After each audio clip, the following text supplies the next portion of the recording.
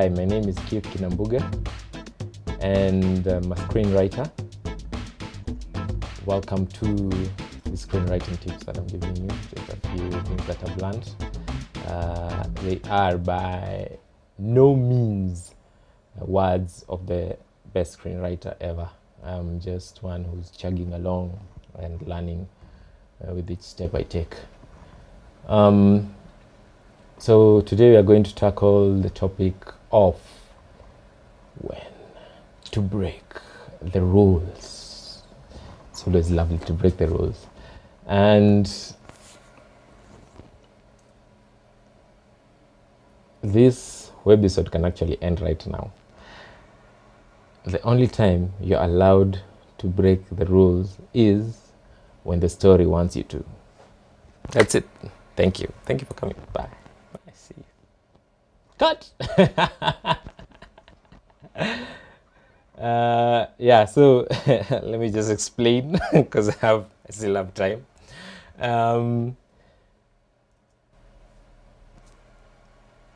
When you want to write your story, I'll give you a few examples. The most popular example of a story that broke the rules was done by Christopher Nolan, and his story of Memento, the film Memento, is a perfect example where the story determines the structure. If you don't know about the story, it is about a man who has lost his wife. The wife was murdered and raped, and he had an accident. And after that accident, he lost his long-term memory. He only has short-term memory. So he'll remember things that he's done. Like right now, he'll remember that he's doing a small presentation. He's looking at the camera. He's talking to guys at the web. Yeah. But he won't remember what he did, for instance, yesterday or the day before, as in from after the accident. Before the accident, he'll remember the long-term kind of memories, he remembers the wife and all that. But after the accident, it's short-term memory. So what he uses is pictures to remind himself, to help him get why the wife was, who killed the wife and who raped her. Oh, it was the same person, but yes. So I hope I've got it correct. So the only way for you to feel what he's feeling, the story, the way it's structured, is each time he's looking at a picture, he remembers something. It's done through a kind of reverse flashback. So it's moving forward, a little bit confusing. Moving forward, at the same time it's moving backward. Because his own story is moving forward. He's trying to remember, but the story that we are seeing in flashbacks is moving backward.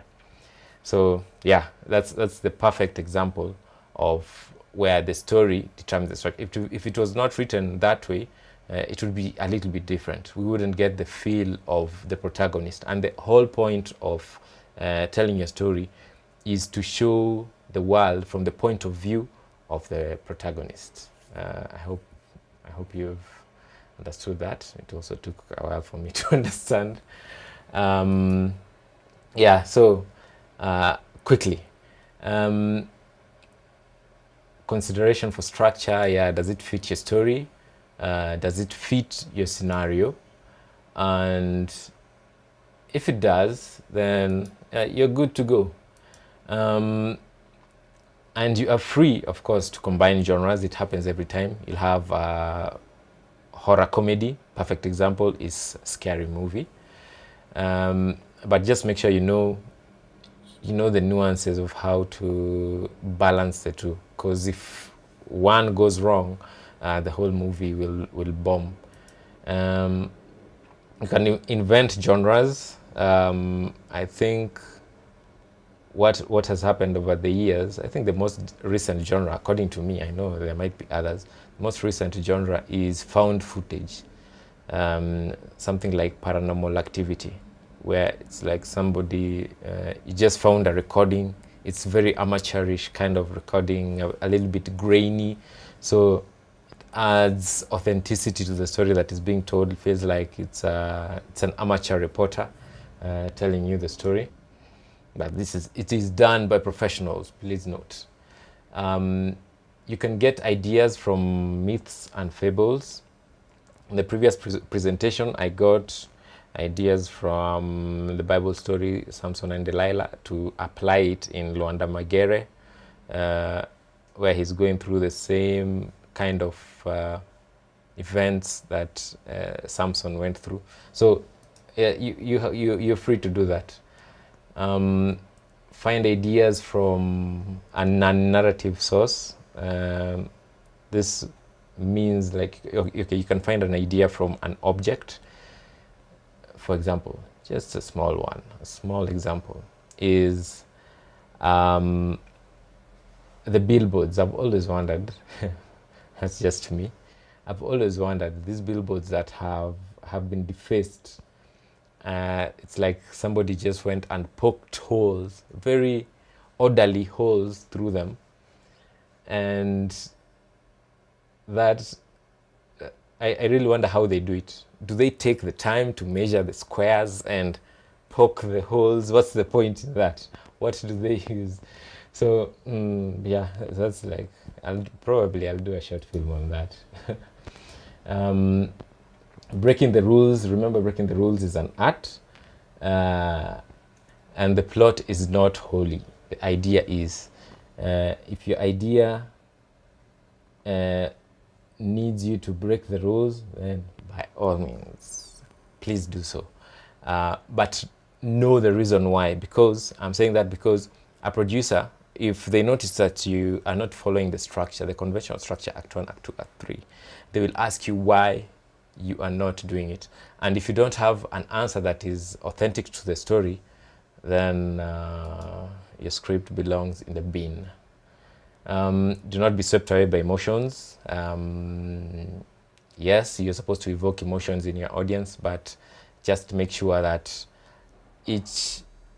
when you're writing, you are authentic to whatever the scene is going to, the direction of the scene. Sometimes a script will write itself.